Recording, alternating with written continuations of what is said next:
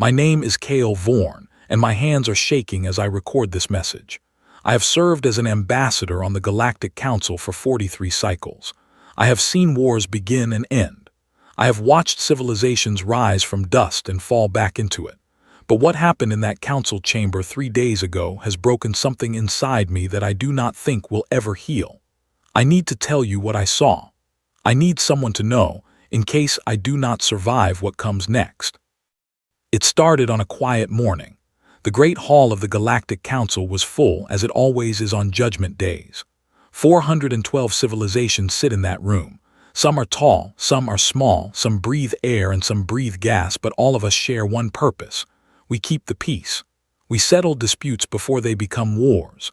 For 9,000 years this council has worked. 9,000 years of careful talking, careful trading, and careful silence when silence was needed. Then the Virathari ambassador stood up, and everything changed.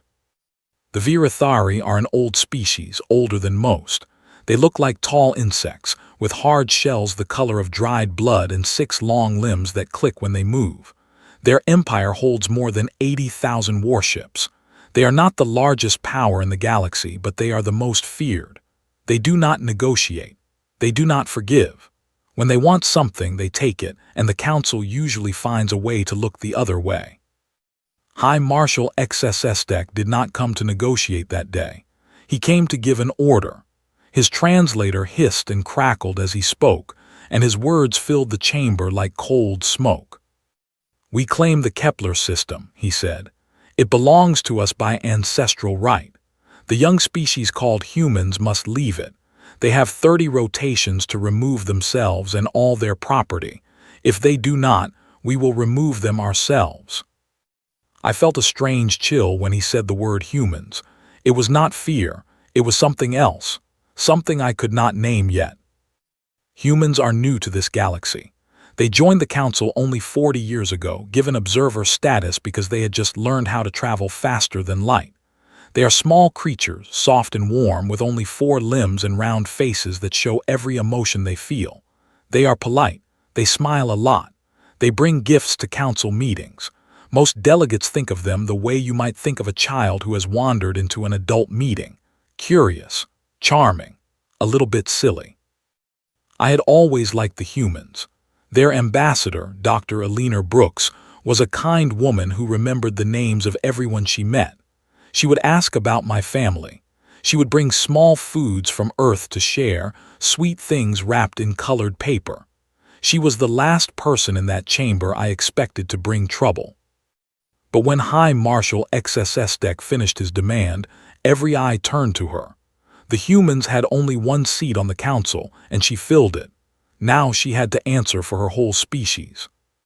She did not stand up right away. She sat very still, her hands folded in her lap, looking at the Virathari ambassador with those soft brown eyes. The silence in the chamber stretched on and on. Some delegates began to whisper. Others looked away, embarrassed for her. They thought she was frozen with fear. I was sitting close enough to see her face clearly, and I will tell you something that I have not been able to forget. She was not afraid. She was sad. Deeply, deeply sad. The way a parent is sad when a child refuses to listen and is about to learn a hard lesson.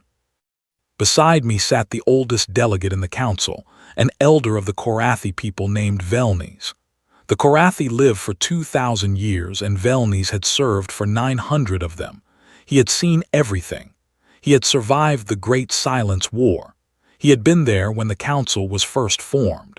He never spoke during sessions unless something was very wrong. He grabbed my arm. His grip was tight, painful. His old eyes were wide with something I had never seen in them before, pure terror. "Kale," he whispered, "Kale, listen to me. When this session ends, you must leave the chamber. You must go to the docking bay. You must take any ship and fly to the farthest world you can find. Do you understand me?" I stared at him. I thought he had lost his mind. He had not slept well in many cycles, and I knew his memory was beginning to fade. "Velnes," I said softly, "it is only a territorial dispute. The humans will agree. They always agree. They have no choice." He shook his head, slowly, sadly. "You do not know them," he whispered. "You have never read the files. I have. I read them 70 years ago when the first scout ships returned from their world. I have not slept properly since." I did not know what to say. Before I could ask him to explain, Dr. Brooks finally stood up. The chamber went silent again. She did not speak for a long moment. She just looked at the Virathari ambassador. Then she looked at the council. Then she looked back at him.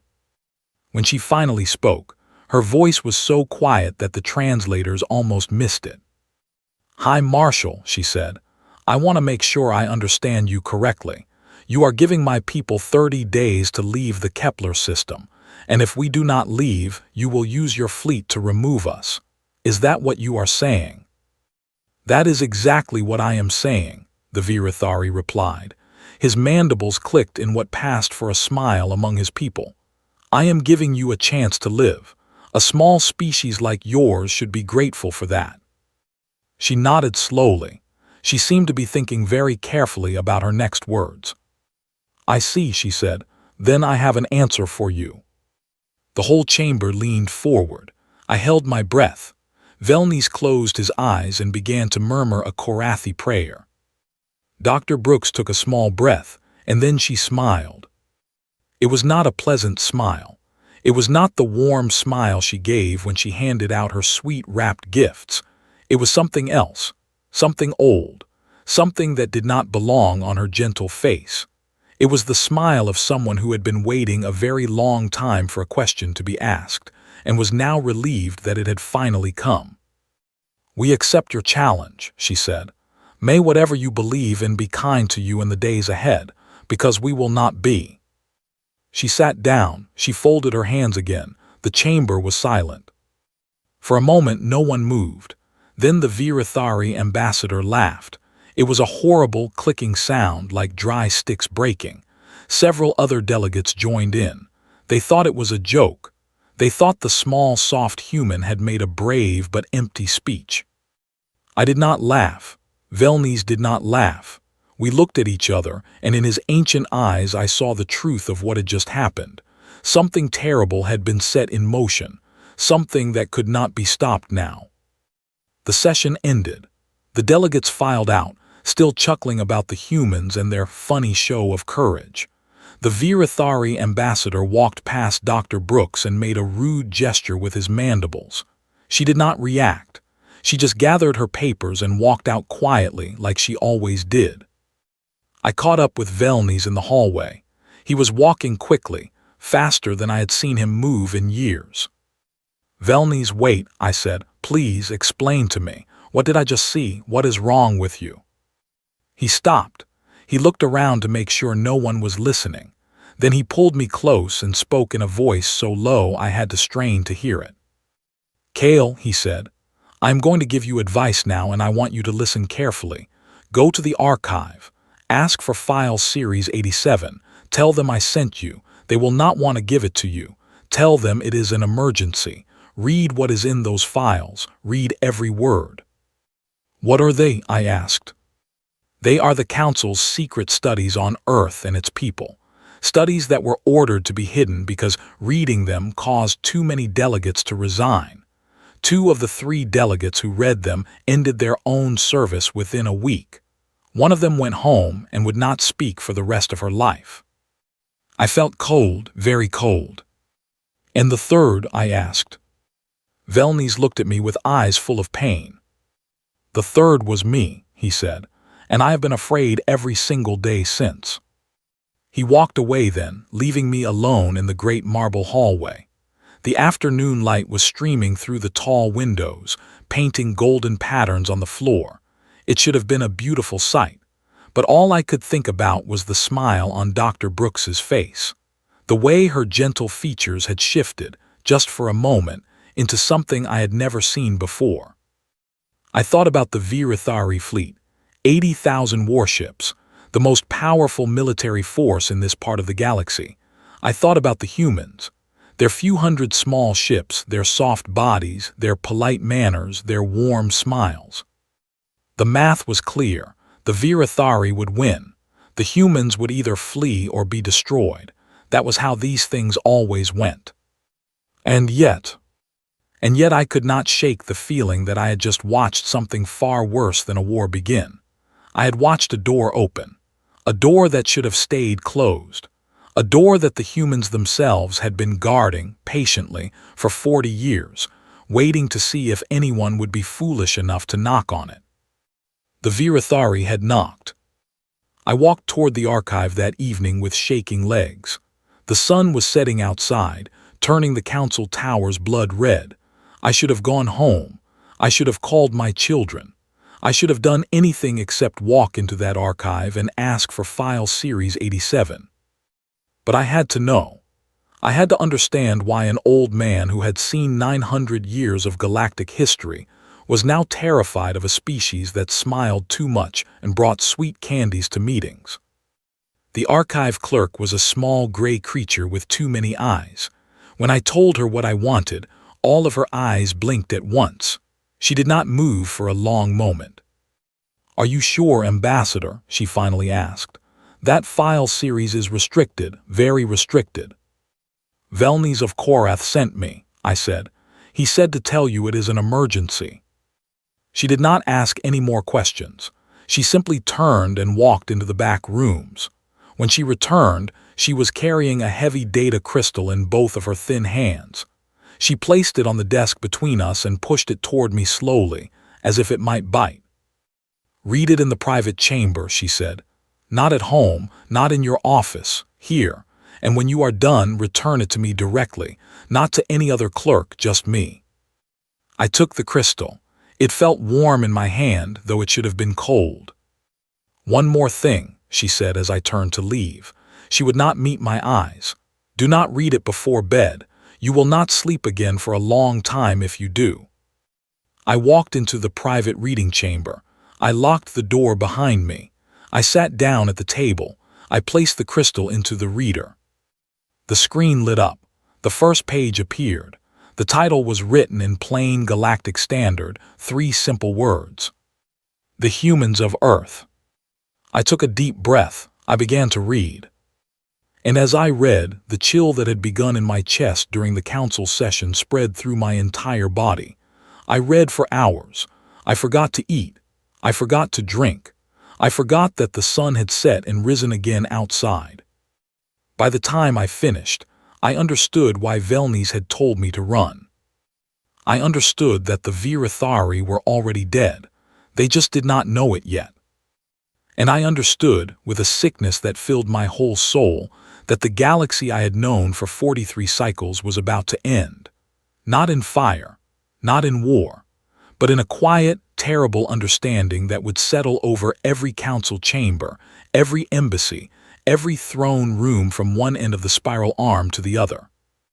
The humans had been waiting. 40 years they had been waiting. And someone had finally been foolish enough to ask. I sat in that dark room for a long time, holding the data crystal in my trembling hands, and I knew that nothing in my life would ever be the same again. I did not sleep that night. The clerk had been right about that. I lay in my bed with the lights on, staring at the ceiling of my apartment, and every time I closed my eyes I saw the words from those files. The pictures, the reports, the careful, calm analysis of a species that the council had once thought of as harmless children. I rose before dawn and walked to my office. I told my assistant to cancel all my meetings. I needed to think. I needed to find some way to warn the Virathari before it was too late. But how do you warn someone who will not listen? The Virathari ambassador believed his fleet was unstoppable. He believed the humans were small and weak. He had 80,000 warships and 20 million soldiers. The humans had perhaps 400 ships in their whole fleet, and most of those were small. The numbers told one story, but the files told another, and the files were the ones I now believed. Let me tell you what I read in that archive. I will try to keep my voice steady as I do. The first report was made 70 years ago. A council scout ship had found Earth by accident. The scouts watched the planet from a safe distance for 3 full years before making contact. What they saw confused them so much that they almost did not file a report at all. They were afraid no one would believe them. Earth, the report said, was not a normal world. It was a death world. The word death world has a specific meaning in galactic science. It refers to a planet where the natural environment is so harsh that intelligent life should not have been able to develop. Most council species evolved on gentle worlds, mild weather, few large predators, plenty of food, safe places to sleep. These conditions allowed our minds to grow without our bodies needing to fight every day for survival. Earth was the opposite of a gentle world. Earth had storms that could lift houses into the air. Earth had oceans that swallowed entire ships. Earth had mountains that exploded with fire and rivers of melted rock. Earth had ice ages that lasted thousands of years. Earth had deserts so hot that no other known species could walk across them and live. And Earth had predators, oh the predators. The scout report listed them carefully. Great striped beasts with claws the size of a Korathi finger, massive gray animals with long noses that could uproot trees, pack hunters with white teeth that worked together to bring down prey 10 times their size, sea creatures longer than a starship, with mouths that could swallow whole schools of smaller fish, tiny insects that carried sicknesses powerful enough to wipe out entire cities, plants that could poison anything that touched them, snakes whose smallest bite was enough to stop a heart. In any normal evolution, intelligent life would never have survived such a world. The early humans should have been eaten. They should have starved.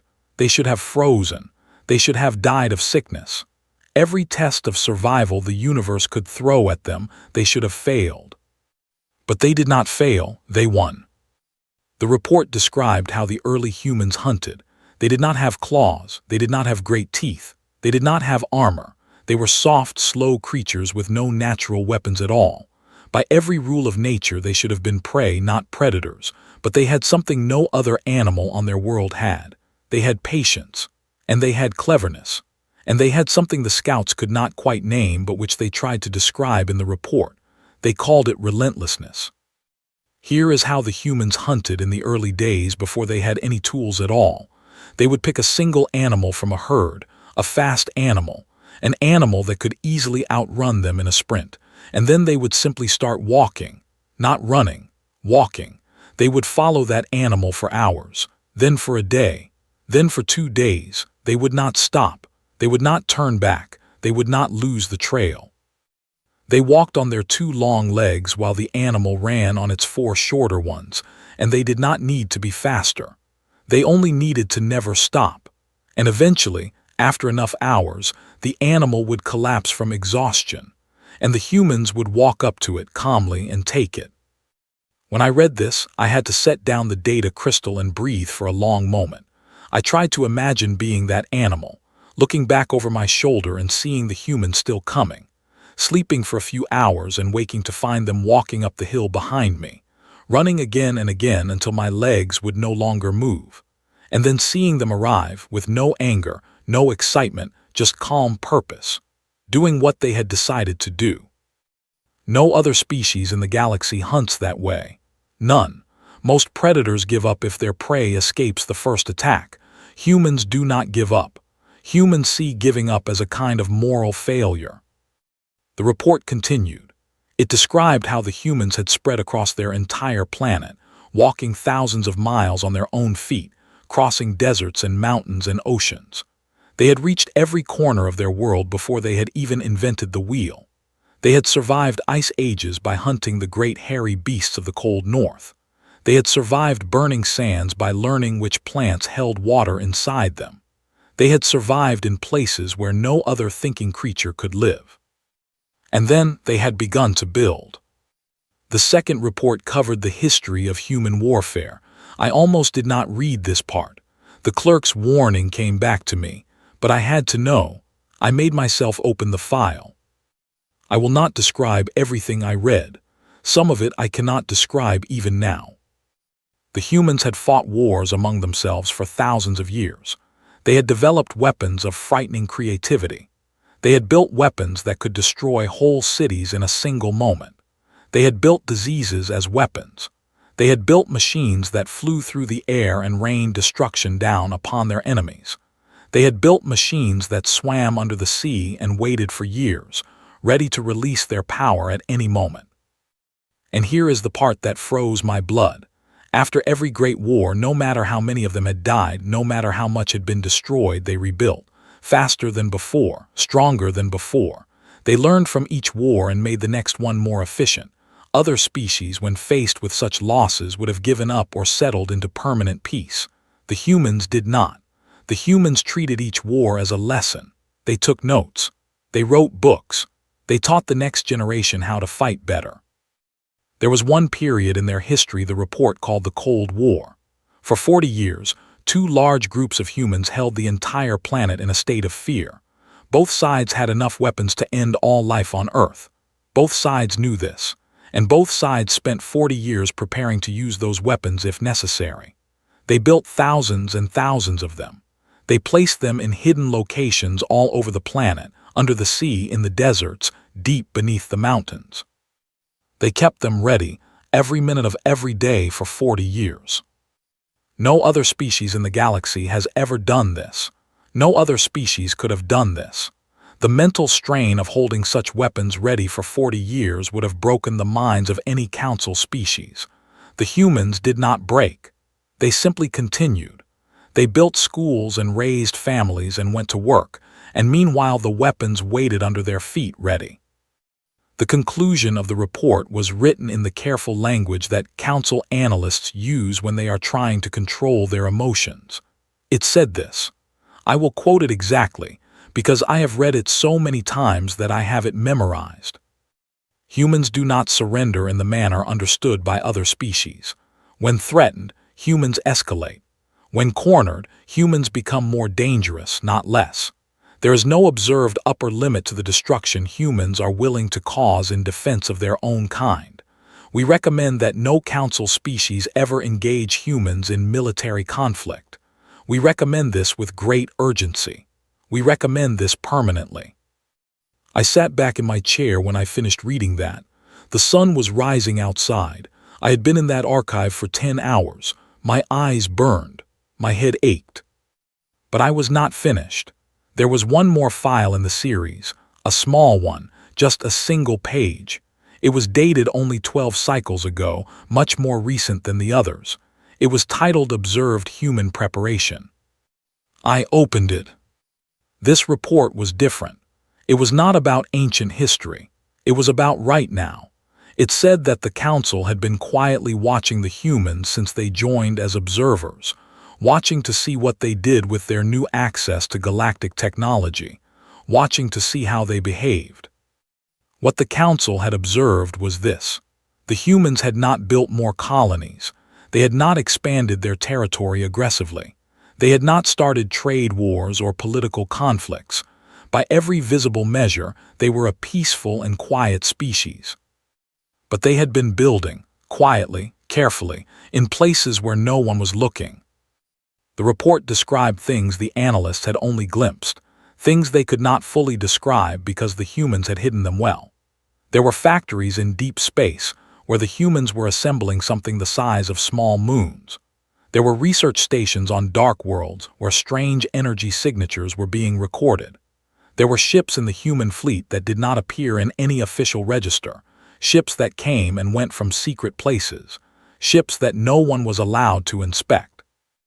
The analysts could not say exactly what the humans were building, but they could say what it looked like. It looked like the work of a species that was getting ready for something very specific, getting ready for the day when someone somewhere would finally make the mistake of threatening their world. The final line of the report read like this. The humans are not building an empire. They are building an answer. We do not know what the question will be that triggers it. But when the question is asked, we believe the answer will be terrible beyond our current understanding. I closed the file. I put the data crystal back in its case. I returned it to the clerk who took it from me without a word. I walked out of the archive into the bright morning sun, and the world looked different to me. Every face I passed, I wondered if they knew. Every council building, I wondered how many of them had read what I had read. I went to find the Virathari ambassador. I had to try to tell him. He laughed at me. He stood in his beautiful chamber with its red walls and its trophies from 1,000 conquered worlds, and he laughed at me until his mandibles clicked together with mirth. "Kale Vorn," he said, "you have always been a nervous one. The humans are soft little creatures. They smile and bring candy. They have 400 ships. We have 80,000. The mathematics are quite simple." "The mathematics," I said, "have never been simple where these humans are concerned. Please, High Marshal, please, pull back your fleet, take the system, take whatever you want, but do not engage them directly. They are not what they seem." He looked at me with pity, real pity. He thought I had lost my mind. "Old friend," he said, "go home, rest. I will send you a souvenir from the Kepler system once we have cleared it of these vermin. Perhaps a piece of one of their ships, mounted on a plaque. You can put it in your office to remember how foolish your fears were." I left his chamber. I walked through the council district in a daze. The 30 days were already counting down. I returned to my office. I tried to write a formal warning to the council to be read in open session. I started it 3 times. Each time I deleted what I had written. There were no words that would make them believe me. They would think the humans had somehow tricked me. They would laugh, as the Virathari had laughed. So I waited. There was nothing else I could do. I watched the days pass. I watched the humans go about their normal business. Dr. Brooks attended sessions. She smiled. She was polite. She brought a small box of sweet-wrapped things for the council aides on the 17th day, as she always did once a month. She made small talk with delegates. She did not mention the Virathari ultimatum once. The Virathari fleet gathered. 80,000 ships, the report said. They moved into position near the Kepler system. They sent transmissions demanding the humans surrender. They received no reply. On the 30th day, the deadline passed. The Virathari fleet jumped into the Kepler system. And the galaxy went silent. The first day of silence, no one was worried. The Virathari often took days to send back their first reports during a military action. The council waited. The humans did not seem concerned. Dr. Brooks attended a session on trade agreements and discussed grain prices with a Melurian delegate. The second day of silence, the Virathari ambassador began to make demands. He wanted the council to confirm that the humans had not interfered with his fleet's communications. He wanted assurances. The council sent neutral observers toward the Kepler system to investigate. The observers were instructed to stay far away from any potential combat zone. The third day of silence, the observers reported strange readings. They said the Kepler system looked normal. No signs of battle, no debris fields, no energy flashes. They could see the humans' 400 small ships going about their usual patrols. They could not see the Virathari fleet at all, not one ship. The fourth day of silence, panic began. How could 80,000 warships simply vanish? Even if they had been destroyed, there would be wreckage, vast clouds of wreckage. The Kepler system was too large to hide it all, but there was nothing, as if the fleet had never arrived. The fifth day of silence, the Virathari ambassador stormed into the council chamber and demanded immediate action. He accused the humans of using forbidden technology. He demanded sanctions. He demanded answers. The council looked at Dr. Brooks. She stood up slowly. She had been working at her small desk, reviewing documents, when the Virathari began shouting. She brushed something off her sleeve and looked at the ambassador with calm, sad eyes. "High Marshal," she said, "your fleet is fine, your soldiers are fine. We are taking very good care of them. You should hear from them soon." That was all she said. Then she sat back down and continued with her paperwork.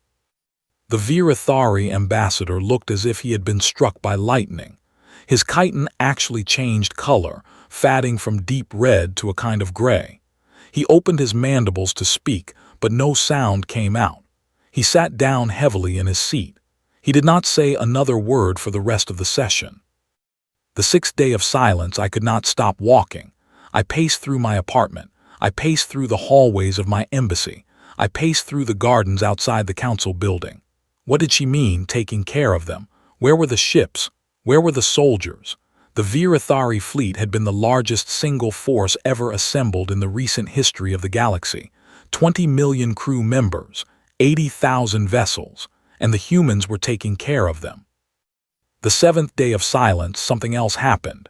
The humans on the council staff continued their normal duties. The clerks filed papers. The aides delivered messages. The translators worked the booths during sessions. None of them seemed concerned. None of them seemed even slightly anxious. I tested this. I sought out one of the human aides, a young man named Daniel Webb. He was perhaps 25 cycles old, with sandy hair and a friendly face.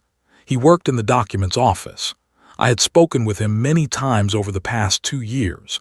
He had always been polite, helpful, easy to talk to. I asked him if he had heard from anyone at the Kepler system. He smiled. He was always smiling. "Not personally," he said, "but I am sure everything is going according to plan." According to plan. He said it like he was talking about a picnic. "Daniel," I said carefully, "are you not worried? Your people are fighting a fleet of 80,000 ships." He looked at me with mild confusion, as if I had said something strange. "Ambassador," he said gently, "there is no fight. We answered a question, that is all. We hope it is the last time we have to answer it." He walked away with a folder under his arm, whistling a little tune. I stood in the hallway and felt very, very afraid. The 8th day of silence broke the silence. A single Virathari ship limped into council space. It was an escape pod, not even a full ship, just a small armored sphere designed to carry one important person to safety in the worst kind of emergency. It was scorched and battered, but it was moving under its own power. It signaled for permission to dock at the council station. Permission was granted. The whole council assembled in the main chamber, summoned in an emergency session. Dr. Brooks was there, seated in her usual place. The Virathari ambassador was there too, standing in the center of the floor, his mandibles trembling. The pod docked, the doors opened, and out walked a single figure. It was High Marshal XSS Deck, the commander of the entire fleet, the architect of the demand against the humans. He was alive, but he was changed. He walked slowly into the chamber. His shell was cracked in many places. His compound eyes had gone cloudy as if he had been through some great shock. His 4 arms hung limp at his sides, and his mandibles, the great cutting mouthparts that all Virathari are so proud of, had been very carefully removed. The wounds had been cleaned and treated. He had been given medical care, but he could not speak. The humans had taken that ability from him on purpose, and they had taken it with such skill that there was no doubt it was deliberate. The chamber gasped as one. Even species without lungs made sounds of horror. High Marshal XSS Deck walked to the center of the floor. He stood before the council. He moved with the slow, careful steps of someone whose mind has been damaged by something it cannot understand. He looked around the chamber, his cloudy eyes passing over the rows of delegates. He found Dr. Brooks. He looked at her for a long moment. He bowed. A deep, humble bow, the kind a defeated emperor might give to a god. Then he reached into a small pocket on his side and pulled out a data crystal. He placed it on the central podium. He stepped back. He waited. The council technicians activated the playback. A human voice filled the chamber. It was calm. It was gentle. It was the voice of someone speaking very carefully, choosing each word with great care. "To the Galactic Council and to the people of the Virathari Dominion, greetings. We are returning your commander to you so that he may serve as a witness. We have not destroyed your fleet. Your fleet still exists. We have not ended your soldiers. Your soldiers are alive and well. They are being treated with respect and provided with food and rest. We have taken them. We have taken all of them." We did not want to do this. We did not want any of this. But your commander challenged us. He gave us a choice between leaving our homes or being removed from them. We will never leave our homes. We hope you will understand why. We wish to make several things clear to the Council. First, we are not interested in conquest. Second, we are not interested in revenge. Third, we are not interested in tribute or apologies. We want only to be left alone, to live in our small corner of the galaxy, with our families and our homes and our world. If you can accept this, we can all be friends. If you cannot accept this, please consider very carefully what we have just shown you. 80,000 ships, 20 million soldiers, taken in 8 days, without a single loss to ourselves, without a single one of your people harmed beyond what was necessary to secure their capture. Please do not ask us this question again. We do not enjoy answering it. We do not want to live among neighbors who fear us, but we will defend our home if we must with everything we have, and we have much more than you think. Thank you for listening. We hope this is the end of the matter. The recording ended. The chamber was silent, so silent that I could hear my own hearts beating, both of them. High Marshal XSSDEC did not move. He stood there in the center of the floor, his cloudy eyes staring at nothing, his ruined mandibles trembling slightly. And then the Virathari ambassador began to make a sound. It was a low keening, a wail from deep in his throat. He sank to his knees. His 4 arms fell to his sides. He continued to wail, a long and broken sound that filled the chamber and would not stop. I looked at Dr. Brooks. She was watching the Virathari ambassador with that same deep sadness I had seen on the first day. There was no triumph on her face, no pride, no satisfaction. She looked more than anything like she was about to cry. She reached into her bag and pulled out a small handkerchief. She walked slowly across the chamber floor. She knelt down beside the Virathari ambassador. She offered him the handkerchief gently, the way you might offer comfort to a child who has scraped his knee. "I am so sorry," she said. "I am so sorry that we had to do this." The Virathari ambassador did not take the handkerchief. He just stared at her. And then, very slowly, he reached out one of his trembling arms and touched her hand, just for a moment, as if he could not believe she was real. She stood up, she walked back to her seat, she sat down. The council adjourned. We all stumbled out of the chamber in shock. No one spoke. No one made eye contact. We walked to our offices and our embassies and our homes, and we tried to understand what we had just witnessed. 8 days, 80,000 ships, 20 million soldiers, taken, all of them alive. The humans had not even broken a sweat. I went home that night and sat on my balcony, looking out at the stars. Somewhere out there was Earth, a small blue world that I had never visited, a world that had been quietly preparing for 40 years, waiting for the day someone would knock on its door. The Virathari had knocked, and the humans had answered, and the answer had not even been the worst thing they could do. It had been a careful, controlled, almost gentle answer, a warning, a demonstration. I thought about what Dr. Brooks had said in the recording. We have much more than you think. I wondered what more meant. I wondered, and I shivered, and I sat on my balcony until the sun came up. The next morning, the council convened in special session. Every delegate was present. Even species who normally sent only junior representatives had brought their senior leaders.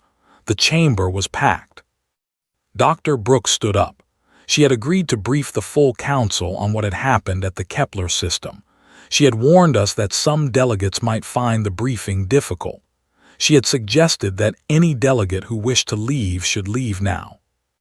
No one left, we should have, but we did not. She began very simply. She told us what we already knew. The Virathari had jumped into the Kepler system expecting to find a small human force. They expected a quick action, a swift removal of the humans, and then full control of the system. What they found was different. The humans, she explained, had been preparing for this day for 40 years. ever since they had joined the Council as observers. They had used those 40 years to study every other species in the galaxy. They had studied our military doctrines. They had studied our weapons. They had studied our ships. They had studied our strengths and our weaknesses. They had studied us the way a careful student studies for an important examination. But they had not built weapons like ours. That would have been a mistake. If they had built a larger version of a Virithari fleet, the Virithari would have known how to fight them. Instead, the humans had asked themselves a different question. They had asked what kinds of weapons would be needed to defend Earth against any possible attack, not just the Virithari, any attack from anyone, anywhere in the galaxy. And then they had built those weapons, quietly, patiently, in hidden places for 40 years. She began to list some of them. I will try to repeat what she said, though my memory may not be perfect. Some of these descriptions made my head hurt. The first weapon she described was a swarm of small machines. Each machine was no larger than a child's hand. They were almost impossible to detect. They moved by absorbing tiny amounts of energy from the surrounding space. They could float for years in deep space, dormant, waiting. When activated, they would swarm together by the billions, attaching themselves to enemy ships in such numbers that the ships would simply stop functioning. The machines did not damage the ships. They surrounded them. They covered every sensor, every weapon, every engine. The ships became blind, deaf, and frozen. They could be towed away like cargo. This, she explained gently, was how the Virithari fleet had been taken. 2 billion small machines, deployed quietly in the days before the fleet's arrival, had simply enveloped every ship as it jumped in. The crews had not even had time to fire their weapons. Their sensors had been blinded in the first moment. By the time anyone understood what was happening, the ships had already been disabled and were being moved to hidden holding stations in deep space. A delegate raised a trembling tendril. Where, he asked, are the ships now? Safe, said Dr. Brooks. Being maintained. The crews are being cared for. We are not their captors. We are their hosts. They will be returned in good condition when the Council confirms that there will be no further hostilities. She moved on to the next weapon. The second weapon she described was something called atmospheric manipulation. The humans, she said, had developed the ability to change the air of an enemy world to make it inhospitable to the species living there. They could remove specific gases that a species needed to breathe. They could change the temperature of a planet's surface by precise amounts. They could do this from far away, using devices that could be hidden in the asteroid belts of the target system. The species on the surface would not know what was happening until it was already too late to stop. This weapon, she said, had never been used. The humans hoped it never would be, but it existed on every world in the galaxy where intelligent life lived. It had been placed there decades ago by ships that the humans had sent out quietly during the early years of their observer status. The devices were dormant. They could be activated at any moment, by any human, from anywhere. The delegates began to shift in their seats. Some of them made small sounds. The third weapon was something she called a kinetic strike. The humans, she explained, had taken large pieces of rock and metal from the empty places between stars. They had attached small engines to these rocks. They had accelerated them to terrifying speeds. They had aimed them at predetermined points in the galaxy, and then they had let them go. The rocks were now traveling through space at speeds so great that they could not be detected by normal sensors. They would arrive at their targets in years or decades or centuries.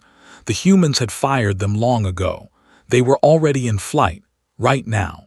As we spoke, many of them were already very close to their targets. If any human government decided to release a final guidance signal, the rocks would adjust their course in the last moment and strike with the force of small suns. There was no way to stop them. There was no way to find them in time. They had been in flight for years. The damage they would cause was beyond any normal calculation. This was when several delegates began to weep. I saw a Melurian elder collapse onto her seat. I saw the HFY ambassador, normally a proud and harsh figure, cover his face with his 3 hands. Dr. Brooks paused. She looked around the chamber. "I am telling you these things," she said softly, "because I want you to understand. I do not want you to be afraid of us. I want you to know that we have no interest in using these weapons. We do not enjoy them. We did not want to build them. We built them because we have learned from our own long history that those who do not prepare to defend themselves do not survive, and we very much wish to survive." She continued. The 4th weapon was something she did not describe in detail. She said only that it existed, that it had been built, that it was capable of ending all life on a world in a single moment, and that the humans hoped it would never be used. She would not say what it was. She would not say where it was. She said only that it was the last answer, the answer that would be given only if Earth itself was threatened with destruction. She called it the quiet door. She said the humans hoped no one would ever knock on it. The 5th thing she mentioned was not really a weapon. It was a way of thinking. She explained that the humans had been studying galactic civilization for 40 years, and they had noticed something interesting. Every other species in the galaxy assumed that war meant the destruction of ships, the death of soldiers, the breaking of armies. The humans had decided that war did not have to mean these things. War, the humans had decided, was about achieving a goal. If the goal could be achieved without destruction, that was better. And the humans had become very, very good at achieving goals without destruction. This was why the Virathari fleet had been captured rather than destroyed. The humans could have destroyed the fleet. They had the capability, but destruction would have left 20 million dead Virathari soldiers and 80,000 wrecked ships, and a generation of grief and anger that would have led to more war. Capture, on the other hand, left 20 million living soldiers who could go home and tell their families what they had seen. Capture left 80,000 intact ships that could be returned. Capture left a Virathari dominion that would think very carefully before challenging humanity again. It was, she explained, the more efficient choice, the kinder choice, and the more frightening choice, because it told the galaxy that the humans were not just powerful, they were thoughtful. They had considered all the options. They had chosen the gentle one, and the gentle one had been more than enough. She stopped speaking. The chamber was silent for a long time. Finally, an old Elythian delegate stood up. His voice was shaking. He was very old. He had been on the council nearly as long as Velny's. "Dr. Brooks," he said, "if you have all these weapons, if you have the power to do all these things, why have you not conquered us? Why are you still sitting in this council as one delegate among 400? Why have you not taken what you could so easily take?" Dr. Brooks looked at him for a long time. She seemed to be considering her answer with great care. "Because we do not want to," she finally said. "We have no interest in ruling over you. We have no interest in your worlds or your resources. We have our own world. We love it very much. We would simply like to be allowed to keep it. Is that really so hard to understand?" The old Elythian sat down slowly. His tendrils trembled. He had no answer for her. None of us did. The session ended in a kind of dazed quiet. The delegates filed out of the chamber without speaking. We walked through the marble hallways like creatures in a dream. Outside, the sun was shining. The fountains in the council gardens were playing their soft music. The day was beautiful. But inside us, something had changed forever. I walked to my office. I sat down at my desk. I tried to write a report to my government on Thessia. I started it many times. I could not find the words. Finally, I wrote only this: "The galaxy is not what we thought it was. The humans are not what we thought they were. And we, the proud council of 412 civilizations, are not nearly as important as we believed." I sent the report. I shut down my screen. I went home. That evening, I sat on my balcony again. I looked at the stars. I thought about Dr. Brooks, sitting in her small apartment somewhere in the council district. I thought about her smiling face. I thought about the small wrapped candies she gave to the aides. I thought about her quiet voice in the chamber, listing weapons that could end worlds. I thought about how she had cried when she said she was sorry to the Virathari ambassador. Real tears, real sorrow. She had not enjoyed any of this. None of the humans had enjoyed it. That, I realized, was the most frightening thing of all. They were not monsters. They were good people, kind people, people who would weep for the suffering they had caused, people who would offer a handkerchief to a defeated enemy. But they would still do what had to be done, every time, without hesitation, without fail. And the galaxy, I understood, would never be the same. The weeks that followed changed everything. Not loudly, not with announcements or parades. The changes came quietly, like the changing of the seasons, but they came in every council chamber, every embassy, every throne room from one end of the spiral arm to the other. The Virathari Dominion was the first to act. 3 days after Dr. Brooks's briefing, the new Virathari ambassador, a younger officer who had been quickly promoted to replace the broken old one, stood up in the council chamber. He read a prepared statement. The Virathari Dominion, he said, formally withdrew all territorial claims against the human worlds. The Virathari Dominion offered formal apologies for the actions of High Marshal XSS Deck. The Virathari Dominion wished to pay reparations for the trouble caused. Dr. Brooks stood up to reply. She thanked the new ambassador for his words. She accepted the apology on behalf of her people, and she politely refused the reparations. "We do not want your money," she said. "We do not want your worlds. We want only peace and an understanding between our peoples. Let us be friends. Let us trade. Let us learn from each other. The past is the past. Let it stay there." The Virathari ambassador bowed so low his forehead nearly touched the floor. He thanked her with words that were close to prayer. He returned to his seat. The Virathari fleet was returned, exactly as Dr. Brooks had promised. All 80,000 ships, all 20 million soldiers. The ships were in perfect condition. The soldiers were rested, fed, and unharmed. They had been kept in vast holding facilities deep in human space, where they had been given proper quarters and proper food and proper care. Many of them had even learned a little human language during their captivity. They came home with strange stories of polite captors who served them tea and asked them about their families. The Virathari Dominion, which had been the most aggressive military power in this part of the galaxy for centuries, suddenly became the most polite. They withdrew from disputed systems. They returned old prisoners of war that they had been holding for decades.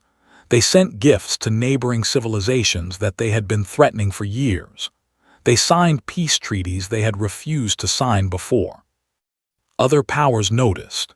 The HFY Concordat, which had been planning a small action against a neighboring world, suddenly canceled all military preparations and sent diplomats to offer trade agreements instead.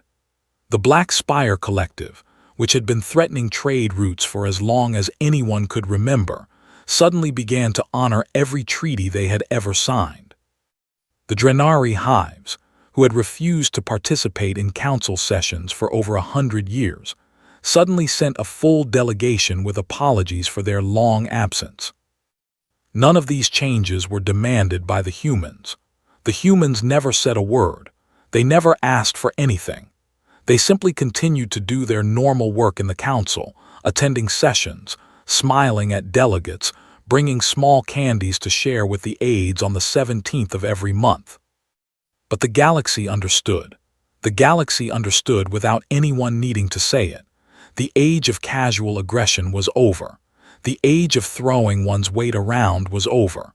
Whatever the humans truly were, they were not to be tested. Whatever the humans truly could do, no one wanted to find out. The council itself changed. In a session that I will never forget, the assembly voted to elevate humanity from observer status to full membership. Dr. Brooks accepted the new role with her usual quiet grace. She gave a short speech. She thanked the council for the honor. She promised that humanity would be a good neighbor. She promised that they would never use their power against anyone who did not threaten them first. I believed her completely. That was the strangest part. I believed every word she said, and I think the rest of the council did too.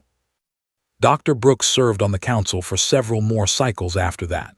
She remained the same, kind, polite, always with a small gift to share, always with a warm smile. She negotiated trade agreements. She mediated disputes between other species. She became, perhaps surprisingly, one of the most beloved delegates in the council. Other ambassadors would seek her out for advice.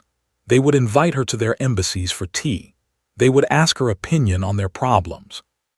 She was always generous with her time. She was always patient. She never spoke of weapons or wars. She never reminded anyone of what her people had done at the Kepler system. She did not need to. We all remembered. I had one conversation with her near the end of my own service on the council. I was preparing to retire. I had served 46 cycles by then. My health was failing. My eyes were not what they had been. I wanted to go home to Thesha to spend my final years with my children and grandchildren. Dr. Brooks invited me to her apartment for a farewell dinner. I accepted. I had never been to her home before. I did not know what to expect. Her apartment was small, plain, filled with books and pictures of her family. She had children of her own, she told me, 2 daughters, both grown now, both with their own families on Earth. She showed me pictures of them. She showed me a picture of her own mother, an old woman with the same warm smile that Dr. Brooks herself wore. We ate a simple meal. She had cooked it herself. It was strange food, but tasty. She talked about Thesha and asked about my children. She listened carefully to my stories. She laughed at the right moments. She seemed sad when I spoke of leaving. At the end of the evening, as I was preparing to leave, I finally found the courage to ask the question I had been carrying for cycles. Dr. Brooks, I said, forgive me, but there is something I have wondered for a very long time, the weapon you would not describe, the quiet door. May I ask, what is it? I will tell no one. I am leaving the council. It would just be for my own understanding. She looked at me for a long time. Her warm brown eyes searched my face. She seemed to be deciding something. Finally, she sighed. Sit down, Kale, she said. Let me try to explain. I sat down. She poured me another cup of the human drink she had served at dinner. Then she sat across from me and folded her hands in her lap, the way she always did before she said something important. Every species in this galaxy, she began, looks up at the stars. You all see something different. The Malurians see beauty. The Virathari see territory. The Korathi see history. The Hrul see opportunity. Do you know what humans see when we look up at the stars? I shook my head. We see fuel, she said simply. We see things that burn. We have always seen them this way from the very first time one of our ancestors looked up at the night sky. We see power. We see possibilities. We see what could be done if you were willing to do anything at all. She paused. She took a small sip from her own cup. The quiet door, she said, is what happens when we stop pretending we don't see them that way. It is the answer we would give if Earth itself were attacked, if our world were truly threatened, if there was a real possibility that our species would end. She did not describe the weapon. She did not need to. We hope, she said softly, that we never have to open that door. We hope it stays closed for as long as our people exist. We have built it because we have learned from our own long story that hope is not enough. You must also be ready. But please, Kale, please do not think that we want to use it. We do not. We weep when we think of it.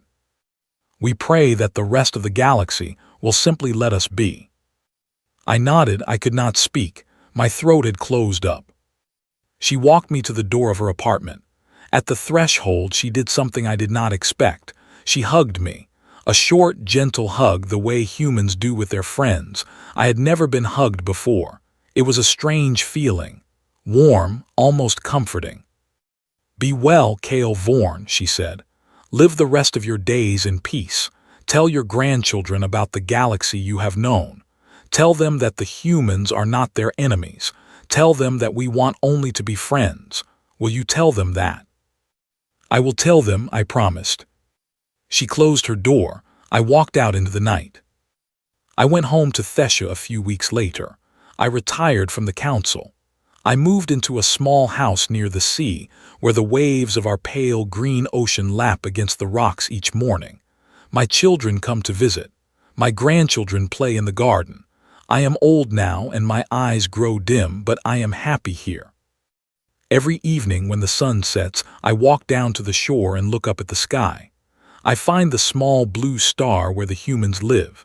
It is hard to see, but I always find it. I look at it for a long time. I am not afraid anymore. Not for myself. Not for my people.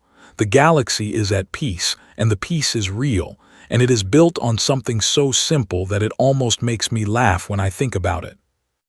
The peace is built on a single understanding, whispered in every embassy, every council chamber, every throne room from one end of the spiral arm to the other. Do not threaten Earth. Do not challenge Earth. Do not raise your voice at Earth. Leave them alone, trade with them, be their friends. Visit their world if they invite you. Bring them small gifts. Accept their candy on the 17th of each month. Smile when they smile. But do not, under any circumstance, ever make them angry. I tell this story to my grandchildren when they are old enough to understand. They listen with wide eyes. They ask me questions. They want to know what the humans look like. They want to know if I have ever met one. They want to know if I am afraid of them. I tell them what Dr. Brooks asked me to tell them. The humans are not our enemies. The humans are our friends. They want only to be left alone to live on their small blue world with their families and their gardens and their small wrapped candies. They are kind. They are patient. They are good neighbors. But I also tell them this. I tell them that the galaxy is a wide and dangerous place. That power exists in many forms. That the most dangerous creatures are not always the largest or the loudest. Sometimes the most dangerous creature in the room is the small soft one who smiles politely and brings sweets and asks about your family.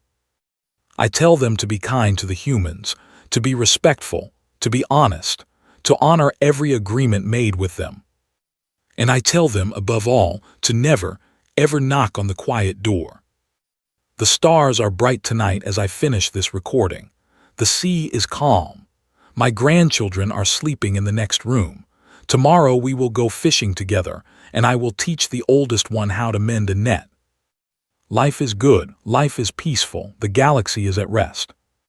And somewhere out there, on a small blue world, a kind woman with warm brown eyes is sleeping next to her family, dreaming whatever dreams humans dream.